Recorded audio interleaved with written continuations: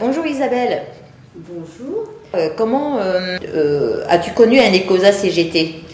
Alors, j'ai connu un ECOSA CGT quand j'ai commencé à me syndiquer et à faire mon niveau 1, où là, à la fin du niveau 1, on parlait de la DECOSA, puisque quand on parle des cotisations, sur la fin de la formation, on parle de cotisations et du fait que nous sommes tous syndicats, lorsqu'on est syndiqué, on adhère tous à l'association ECOSA CGT.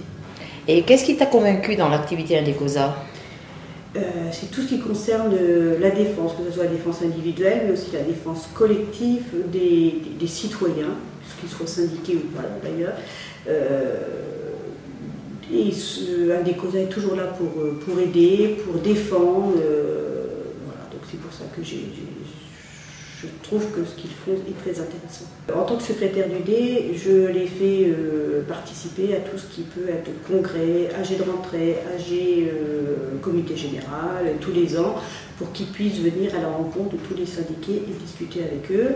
Je participe à toutes leurs AG et afin de savoir quelles sont leurs démarches, quelles sont leurs actions, pour pouvoir informer tous les syndiqués de leur.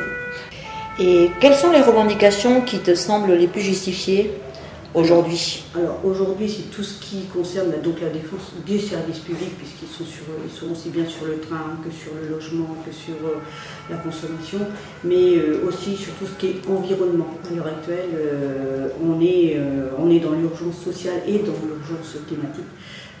Donc tout ce qui concerne l'environnement est essentiel à l'heure actuelle, je pense, et ils s'emparent de ce sujet-là, donc c'est très intéressant. Est-ce que tu penses que l'association peut contribuer au rayonnement de la CGT? Oui, tout à fait, tout à fait. À l'instar de ce qui se passe dans le département de l'Orne, ils ont passé presque tout l'été avec un bus qu'ils ont loué, à faire des permanences dans les principales villes du département, des permanences où ils allaient à la rencontre de tous les gens, tous les citoyens de la population. Ils discutaient avec eux, ils échangeaient, ils débattaient, et de ce fait, ils leur expliquaient leur rôle, comme quoi ils ont un rôle de défense et qu'ils interviennent, qu'ils proposent, qu'ils aident, qu'ils revendiquent, tout ça dans tout ce qui concerne la consommation, avec l'exemple de la consommation. Et donc du coup, à la force de rencontrer toutes ces personnes-là, de leur expliquer quels sont leurs rôles et leurs missions, je pense qu'ils peuvent porter les propositions de la CGT et à un moment, effectivement, peut-être que faire réfléchir toute cette population et leur faire comprendre que c'est important de se regrouper ensemble, collectivement, pour pouvoir lutter ensemble, pour gagner aussi bien des revendications, mais aussi avoir droit au logement, avoir droit à l'énergie, avoir droit à tout ce qui est essentiel. D'accord. Est-ce que tu as été informée de la tenue du colloque prochainement? Oui, tout à fait. J'ai trouvé le contenu très riche et très constructif. J'ai bien l'intention de venir parce que ça a l'air très intéressant. Donc je ne voudrais pas louper ça. Sur ton département, quels sont les axes d'activité de l'association? Ils font régulièrement des permanences dans les unions locales, donc ils reçoivent du monde. Ils se forment aussi, parce qu'on ne devient pas... on ne peut pas répondre aux citoyens, à la population qui vient les rencontrer sans avoir des connaissances. Il faut avoir des compétences dans certains domaines. Donc ils se forment et ils font des permanences dans les unions locales pour pouvoir recevoir des populations. Ils donnent des rendez-vous pour aider, pour faire des courriers, pour des problèmes aussi bien individuels que collectifs. Ils ont fait le nécessaire là, avec les élections dans les logements. Et dans leur petit journal qu'ils ont sorti, ils ont mis leurs coordonnées pour chacun différent. Alors on a en habitat chez nous, SAGIM et logis familial. Ils ont fait un petit fascicule, un petit journal avec leurs coordonnées qu'ils distribuent sur les marchés, qu'ils distribuent partout. Et de ce fait, dès qu'il y a un problème dans un logement, ils sont régulièrement contactés pour dire ben voilà, il y a un problème qui ne fonctionne pas. Ils font la démarche nécessaire lorsqu'ils sont au conseil d'administration. Pas toujours évident, c'est pas toujours facile, mais ils essayent de faire au mieux pour que le logement soit meilleur pour les allocataires. D'accord.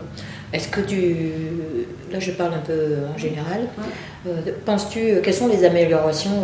Est-ce que c'est suffisant la communication, le support communication que vous avez dans votre département? Non. Alors, un DECOSA n'est pas suffisamment connu. On le remarque bien lorsqu'on on discute avec les syndiqués, on leur parle d'un DECOSA CGT, bon, non. Donc il faut plus de... Alors nous, on fait obligatoirement dans les formations niveau 1, un moment où on parle d'un DECOSA, de leur mission, de leur rôle, on essaye d'inviter systématiquement un intervenant d'un DECOSA, puisque ce sont des militants, des bénévoles. Lorsqu'on a la possibilité dans les UL, on essaye de faire venir carrément le militant qui peut parler de son quotidien et de ce qu'il fait en permanence, de ce qu'il vit tous les jours, des questions qui lui sont posées pour donner l'exemple de ce qui peut être fait. Et donc voilà ce qu'on fait dans le département de l'Orne. Et puis je vous dis là, avec le Proxibus, qui franchement je trouve génial, donc je suis venue avec les trucs, mais il faut aller plus au contact de tous les syndiqués, mais plus au contact de toute la population. Il faut que cette association de défense soit beaucoup plus connue. Et voilà, comment le faire? Alors, je ne sais pas, faire des petites cartes. Je me pose la question, hein. Il faut qu'on trouve un moyen de communiquer plus sur cette association et qu'on ne parle pas des autres associations, donc je ne vais pas faire la pub, de défense des consommations, mais d'un DECOSA, et voilà, systématiquement, il faut non, la communication ne suffit pas, voilà, il y a une méconnaissance d'un DECOSA et c'est vraiment dommage. Et le Proxibus, là, il y en a un peu partout ou bien Non, c'est que le département de l'Orne. Donc il y a un seul, ils prennent un minibus sur Argentan et ils font toutes les permanences. Donc tous les jeudis, ils font toute la traversée du département. Donc le premier jeudi, ils sont sur Donfront, La Ferté-Macé. Le deuxième jeudi, Lisieux-Limoutier. Le troisième jeudi, l'Aigle, Alençon. Il faut une fois le matin, il faut l'après-midi. Ça peut être un modèle qu'on peut suggérer aux autres départements. Voilà, c'est pour ça que je l'ai amené, parce que je trouve que c'est une initiative vraiment superbe. C'est d'aller au contact. Là, c'est pas de faire venir les gens les faire venir à une permanence où là, il faut savoir déjà qu'elle existe. Là, en allant sur un marché, en allant sur une place, la population passe, les citoyens passent, ils s'arrêtent, on leur distribue des tracts, ils leur distribuent des tracts. Ils sont là pour représenter, ils leur expliquent leur rôle. Leur rôle, il leur dit, c'est de les représenter dans des instances, donc, comme les logements, mais aussi promouvoir donc, le consumérisme social et environnemental, défendre les droits individuels et collectifs, que ce soit quelqu'un qui a un problème avec un téléphone, vous savez, ou ça peut être quelque chose de collectif sur un logement ou sur un grand bâtiment HLM où il y a un problème, je ne sais pas, de chauffage par exemple. On a eu le cas cet hiver où ils sont intervenus parce qu'il n'y avait plus de chauffage qui fonctionnait. Donc il faut absolument, faut le faire connaître. Et même dans toutes ces habitations, il faut qu'ils soient connus. Mais c'est bien difficile des fois de laisser quelques affiches avec les coordonnées dans les bâtiments. Et ils expliquent bien qu'ils sont là pour aider, pour conseiller, et ils apportent toute leur aide.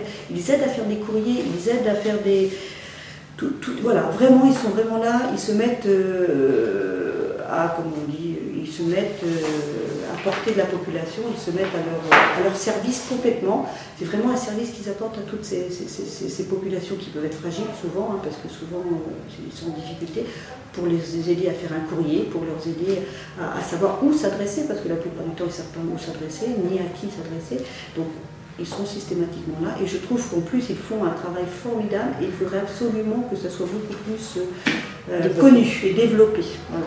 Merci beaucoup Isabelle. Merci et bonne continuation. Et puis vive la DECOSA 40 ans.